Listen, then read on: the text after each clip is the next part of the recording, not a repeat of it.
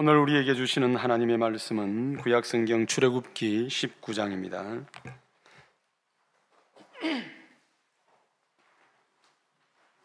출애굽기 19장 7절에서 15절까지 말씀을 같이 읽도록 하겠습니다.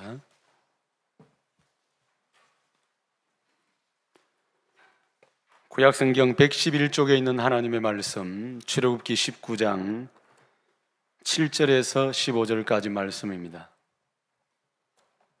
우리 한 목소리로 읽고 하나님 앞에 아멘으로 화답하여 주시기 바랍니다. 다 같이 읽습니다. 모세가 내려와서 백성의 장로들을 불러 여호와께서 자기에게 명령하신 그 모든 말씀을 그들 앞에 진술하니 백성이 일제히 응답하여 이르되 여호와께서 명령하신 대로 우리가 다 행하리이다. 모세가 백성의 말을 여호와께 전하매 여호와께서 모세에게 이르시되 내가 빽빽한 구름 가운데서 내게 임함은 내가 너와 말한 것을 백성들이 듣게 하며 또한 너를 영원히 믿게 하려 함이니라.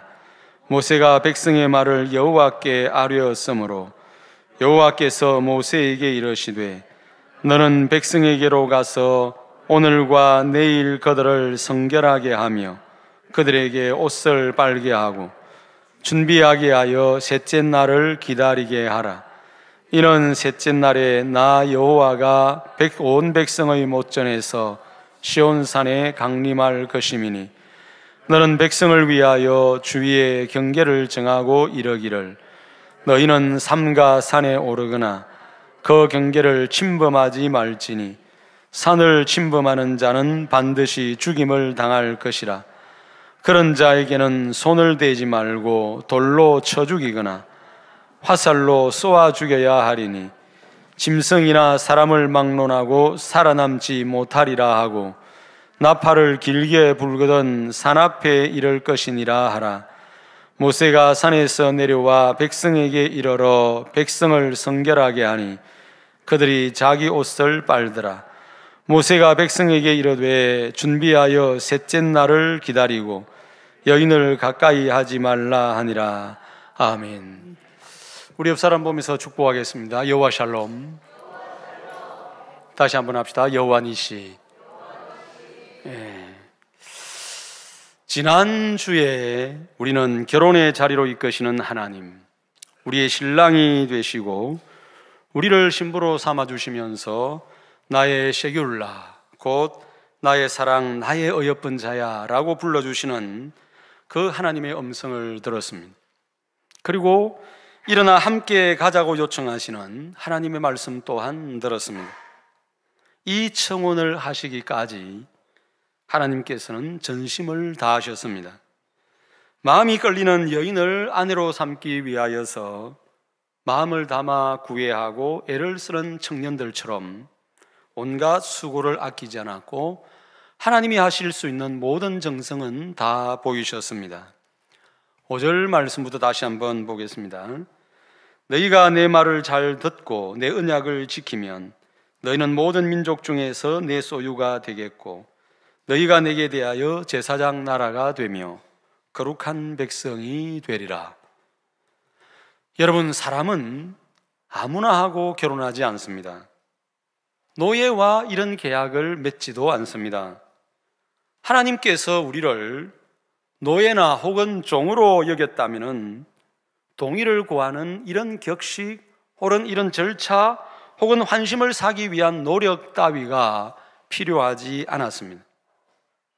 결혼식을 할 때 주례자는 당사자들에게 이런 질문을 하죠. 당신은 이 남자를 혹은 이 여자를 당신의 남편 혹은 당신의 아내로 맞아들이겠습니까? 라고 묻고 그렇게 해서 서약을 받습니다. 종업원으로 맞이하십니까? 노예로 맞이하십니까? 이런 질문하지 않습니다. 뿐만 아니라 이런 서약은 일방적인 강요로 이루어질 수 있는 서약이 아닙니다. 자발적인 의사가 필요합니다. 그러기에 하나님께서는 강요가 아닌 의사를 타진하고 있는 것입니다. 너희가 내 요청을 받아들일 때 나도 너를 나의 특별한 소유 곧 셰귤라로 여길 것이다. 너희는 제사장 나라가 되고 거룩한 백성이 되도록 하겠다. 바로 이것입니다. 이와 거의 똑같은 말씀이 신약 성경에도 나오고 있습니다. 베드로전서 2장 9절의 말씀을 우리 같이 한번 읽었으면 좋겠습니다. 다 같이 읽습니다. 시작. 여러분은 하나님이 선택하신 민족이며 왕같은 제사장이요 거룩한 나라요 하나님의 소유가 된 백성입니다. 이것은 여러분을 어두움에서 불러내어 놀라운 빛 가운데 들어가게 하신 하나님을 널리 찬양하도록 하기 위한 것입니다. 아멘. 잘 보십시오. 여기 두드러지게 보이는 것이 있는데 그것이 바로 신분의 변화입니다. 신분이 달라지는 겁니다. 마치 가나안 혼인잔치집에서 일어났던 물이 포도주로 바뀌는 것과 같은 변화입니다. 그리스도인은 이처럼 신분이 달라진 사람들입니다. 마치 계모와 의붓 언니들의 구박 속에 장작 난로 청소를 하면서 온갖 죄를 뒤집어 쓰고 항상 부엌 아궁이에서 일을 하던 천한 신분의 신데렐라가 왕자를 만나서 왕비가 되는 것처럼 신분이 달라진 겁니다. 조선시대를 생각하면은 조금 더 이해에 가까이 다가갈 수 있을 거라고 생각이 듭니다. 아무리 천한 여인이라 하더라도 왕의 성은을 입어서 왕의 아내가 되는 순간 천했던 그의 모든 과거의 신분은 지워져 버립니다. 그리고 뭐가 됩니까? 사람들은 그를 뭐라고 부릅니까? 마마라고 부릅니다. 중전이든지 빈이든지 다 마마라고 부릅니다. 오직 임금과 그의 가족들에게만 붙여지던 호칭 마마가 왕과 연관되는 순간 자기의 호칭이 되어버립니다. 그래서 중전마마, 숙빈마마, 마마 이렇게 이야기합니다. 저와 여러분들이 하나님 나라의 마마들입니다. 마마가 되는 순간 아무리 지체 높으신 대감만인들도 그 마마 앞에서는 머리를 숙이게 되어 있습니다. 구약 성경에서 제사장은 가장 명예로운 신분이고 가장 존귀한 직분입니다. 그래서 아주 특별한 하나님께 구별된 직분이라는 표시로 그들의 머리 위에 기름을 부었습니다. 왕 같은 제사장이라고 이야기하잖아요. 이게 좀 애매한 표현입니다. 그래서 이해하기가 쉽지 않은 표현입니다. 원문의 뜻을 살려서 조금 더 쉽게 풀어보면 왕을 위한 제사장 혹은 왕에게 속한 제사장 이렇게 번역할 수도 있습니다. 거룩한 백성 혹은 거룩한 나라라는 것도 구별된 하나님의 백성이라는 의미에서 비슷한 표현입니다. 하나님께서 거룩한 분이시기 때문에 그의 백성들도 거룩하게 만든 것입니다. 그렇기 때문에 10절을 보십시오. 오늘과 내일 그들을 성결하게 하며 그들에게 옷을 빨게 하는 과정을 거치고 있는 것입니다. 그러면 여러분, 여기서 우리는 한 가지 궁금함을 가지게 됩니다. 왜 하필 이스라엘 백성이었을까요? 왜 하필 여러분이고 왜 하필 저입니까?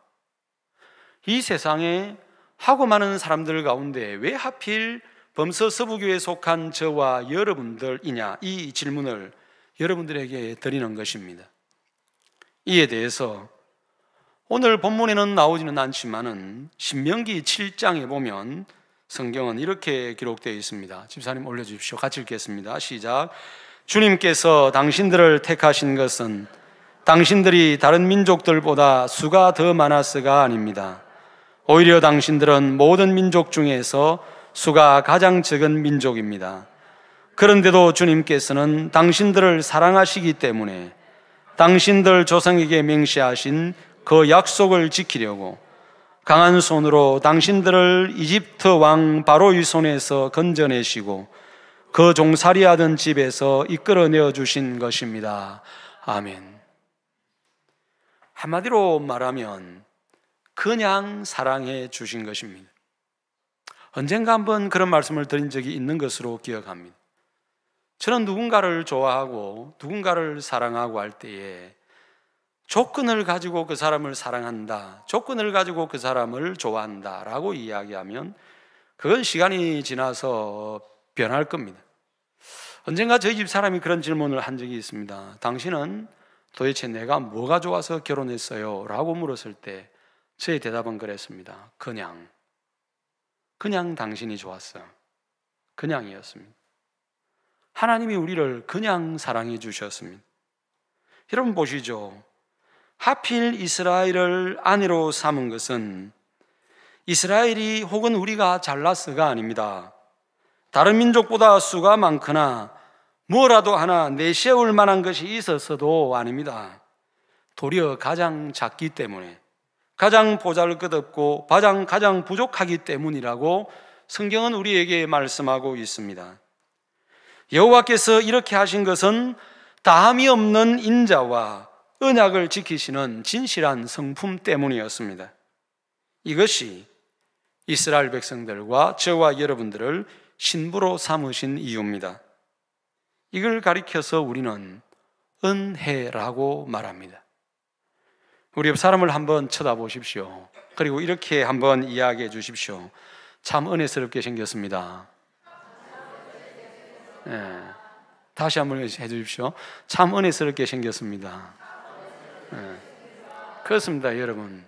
여러분들이 예수 그리스도를 만나고 하나님의 사람이 되고 난 뒤에 저와 여러분들은 죄의 오염된 형상이 아니라 하나님의 형상에 물든 은혜스러운 모습이 되어진 것입니다. 우리가 하나님의 신부가 된 것은 하나님의 은혜로 된 것입니다. 예수님께서 택하신 12제자들의 면면을 봐도 거의 비슷합니다. 만약 제자들에게 이력서를 내놓으라고 한다면은 거기에 대단한 이력 한 줄이라도 쓸 수 있는 사람이 여러분 누가 있습니까? 수제자 베드로만 아니라 거의 대부분의 제자들이 갈릴리 바다를 생활의 터전으로 삼아서 평생 거기에서 고기를 잡아먹고 살던 어부 출신들이었습니다. 거기다가 마태 같은 경우에는 백성들의 피를 빨아먹는 사람이라 여기면서 근처에 오기도 가기도 싫어했던 사람들이에요. 성경에 보면은 세리는 이방인과 죄인들처럼 창녀들처럼 여겼다라고 이야기하고 있거든요. 그러니까 예수님의 제자들 중에 마태라고 하는 사람은 이방인, 그 다음에 죄인, 이런 사람들과 동급인 사람들이었습니다. 이런 사람들이 예수 그리스도의 제자로 들어와 있습니다. 더 충격스러운 것은 가룟 유다는 예수님을 팔아먹었고 예수님과 함께 죽을지언정 절대로 배신하지 않을 거라고 큰 소리 빵빵 때렸던 베드로는 어떻게 되었습니까? 3번이나 모른다고 심지어 저주하고 맹세하면서까지 예수님을 부인하지 않았습니까? 이런 모습이 베드로에게만 제한될 거라고 생각하면 그건 대단히 큰 오해입니다. 그런 상황이 안 당해봐서 그렇지 여러분들이라고 저라고 별 수 있겠습니까? 그런 데서 자유로울 수 있겠습니까? 그런 인간적인 연약함이나 못난 모습이 있다는 것을 다 아시면서도 베드로를 제자로 삼으신 것도 우리를 하나님의 자녀로 삼으시고 신부를 삼으신 것도 바로 이 멈추지 않는, 변하지 않는 하나님의 사랑 때문입니다. 그렇다면 이스라엘 백성들을, 그리고 저와 여러분들을 하나님의 백성으로 삼으신 이유가 도대체 뭘까라고 하는 것입니다. 우리는 이것을 제사장이라고 하는 직분을 통해서 발견할 수 있습니다.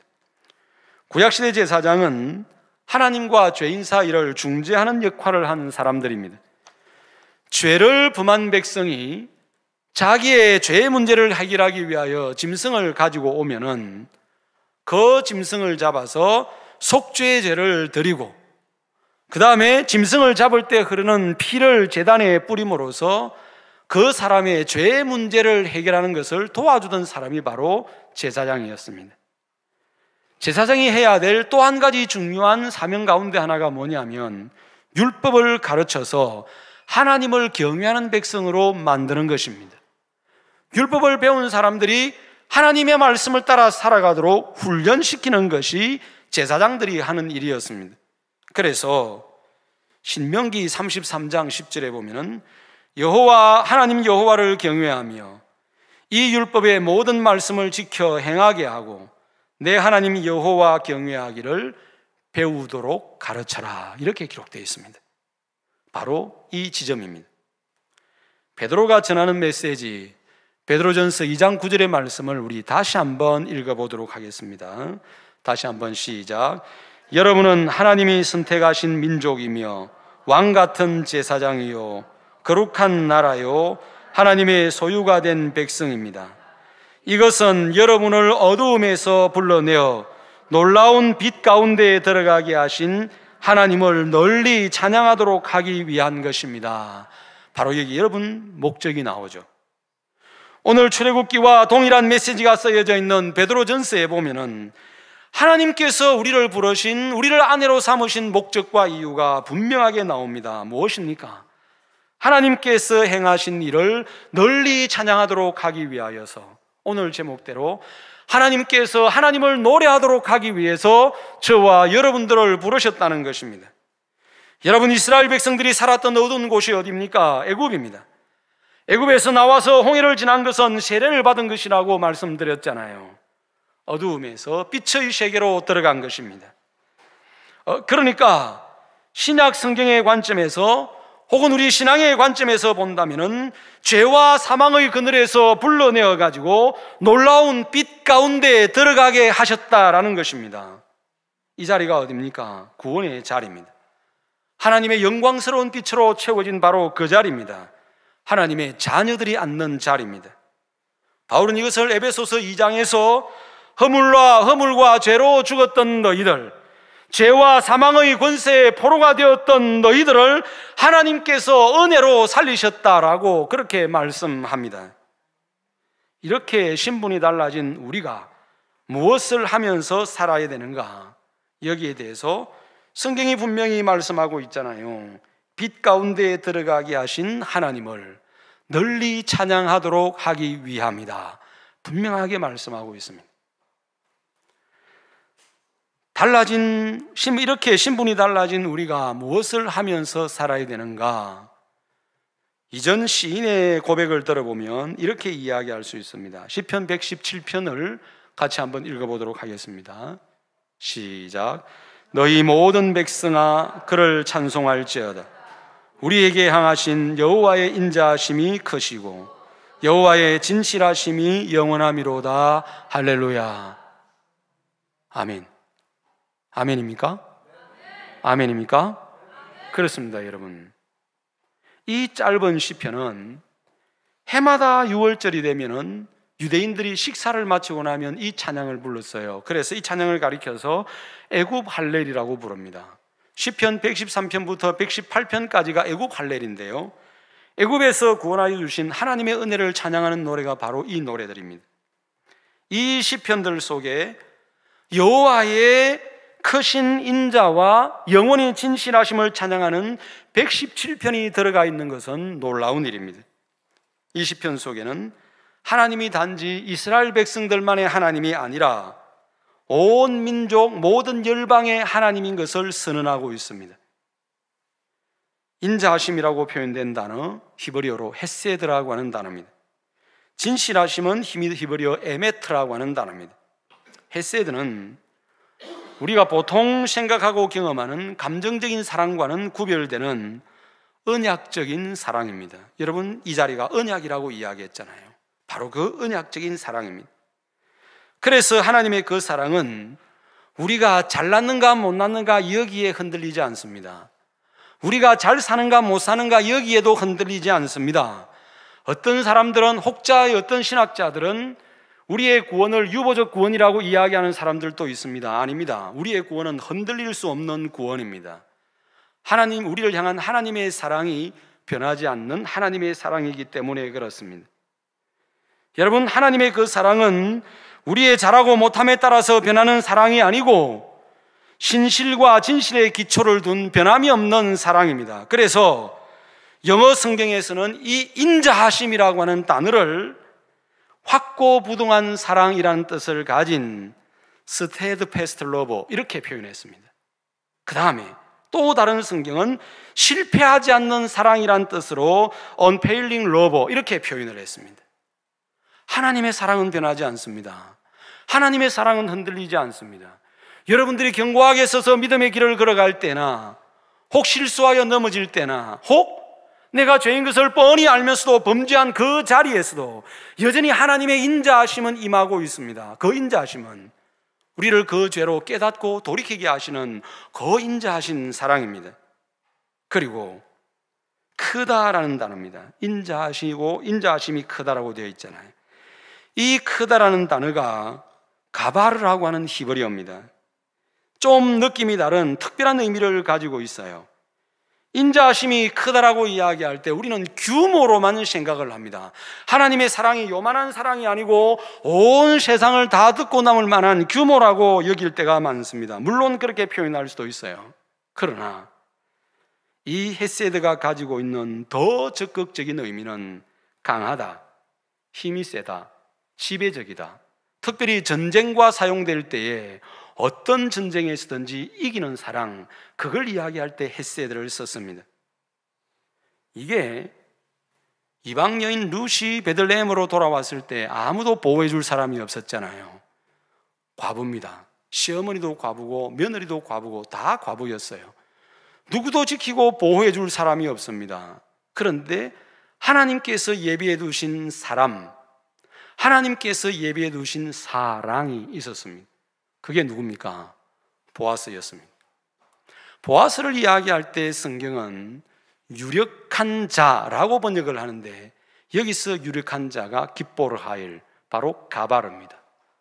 하나님께서 당신의 언약적인 사랑을 이 룻과 나오미에게 주시기 위해서 바로 이 가바르라고 하는 헤세드를 준비해 두셨는데 그게 누굽니까? 바로 보아스였던 것입니다. 하나님의 사랑을 말할 때도 중요한데, 그렇다면 여호와의 인자하심이 가바르 한다는 성경 말씀이 우리에게 주는 위로가 도대체 뭘까요? 여러분 자신들을 한번 잘 살펴보십시오. 여러분들은 조삼모사 하지 않습니까? 어떻습니까? 여러분들은 언제나 견고합니까? 여러분, 상황에 따라서 흔들리는 우리의 감정, 그릇된 지식으로 말미암아 일어나는 오해, 그리고 그 오해로 인한 오판으로 말미암아 만들어지는 갈등, 이 모든 것들로부터 우리를 지켜주시는 겁니다. 우리를 두렵게 하는 주위의 환경, 장래를 생각하면 먹구름처럼 밀려오는 우리의 불안, 우리를 둘러싸고 있는 온갖 원수들, 이 모든 것들로부터 하나님은 인자를 베풀어 주십니다. 유력자가 되어 주십니다. 여러분들이 이것들과 싸울 수 있도록 하나님께서 지속적으로 흔들리지 않는 사랑을 가지고 은혜와 능력을 공급해 주십니다. 그것이 바로 여기에 나타난 사랑입니다. 여러분, 그렇기 때문에 이 사랑을 가리켜서 한번 따라합시다. 안전한 사랑, 안전한 사랑, 그렇게 표현할 수 있습니다. 하나님의 사랑은 안전한 사랑입니다. 나아가 하나님의 사랑이 안전하다면 그 사랑의 품에 안겨있는 우리의 안전도 보장되는 것입니다. 이처럼 하나님께서는 출애굽의 구원 사건을 통해서 이스라엘 백성들에게 그들을 향하신 당신의 언약적인 사랑, 인자하심이 크고 진실하심이 영원하다는 것을 경험하게 해 주셨습니다. 그리고 그것을 찬양하도록 하라는 하나님의 말씀이 있었어요. 그 말씀을 따라 모세는 신명기 31장에 보면 이 사랑을 노래로 지었습니다. 노래로 지어가지고 모든 이스라엘 백성들이 이 노래를 부르도록 했습니다. 다른 노래는 몰라도 대개 우리가 다 알고 있는 노래가 있잖아요. 나의 살던 고향은 꽃피는 산골, 복숭아꽃, 살구꽃. 여러분, 이 노래는 알잖아요. 왜 그렇습니까? 노래를 지어서 부르면 효과가 오래 가잖아요. 하나님께서 이 언약적인 사랑을 노래로 지어 부르게 했고, 신명기 31장에 보면은 모세가 노래를 지어서 가르쳤다라고 기록되어 있습니다. 이제 하나님께서는 베드로를 통해 신약 시대를 살아가는 우리에게도 동일하게 요구합니다. 나를 노래하라. 나를 노래하라. 내가 한 일을 찬양하라. 하나님께서 그렇게 말씀하십니다. 말씀을 정리하려고 합니다. 시편 43편 21절에 보면은 하나님께서 이렇게 말씀하십니다. 이 백성은 내가 나를 위하여 지었나니 나의 찬송을 부르도록 하기 위함이라. 이렇게 기록되어 있습니다. 누가 하나님의 인자하신 사랑을, 진실하신 은혜를 가장 잘 전달할 수 있겠습니까? 다름 아닌 하나님에 대해서 아는 사람들입니다. 이 말은 인자하심이 크고 진실하심이 영원하신 하나님을 맛보아 아는 사람들만이 하나님을 알리고 하나님의 행하신 일을 선포할 수 있다는 말이 되는 겁니다. 이 사람들이 적격자들입니다. 그러므로 여러분, 우리의 삶을 좌우하는 것은 바로 우리에게 부어진, 그리고 지금도 여전히 부어지고 있는 여호와의 인자하심과 여호와의 진실하심을 경험하고 맛보고 아는 자들이 되는 것입니다. 이것이 우리에게 우선적으로 필요한 것입니다. 나아가서 이것으로 인하여 기뻐하고 그 기쁨이 우리 안에서 차서 넘쳐 흐를 때 우리는 진정한 의미에서 세상에 하나님을 보여주는 사람이 될 겁니다. 하나님을 증거하는 복음 전도자가 될 것입니다. 세상을 향하여 복음으로 도전하는 하나님의 백성들이 될 것입니다. 여러분들이 이런 사람이 되었으면 좋겠습니다. 여러분들이 하나님의 인자하심과 진실하심을 맛보고 경험하고, 그래서 그것대로 살아감으로 말미암아 증거하는 그런 주의 백성들이 되시기를 주님의 이름으로 축복합니다.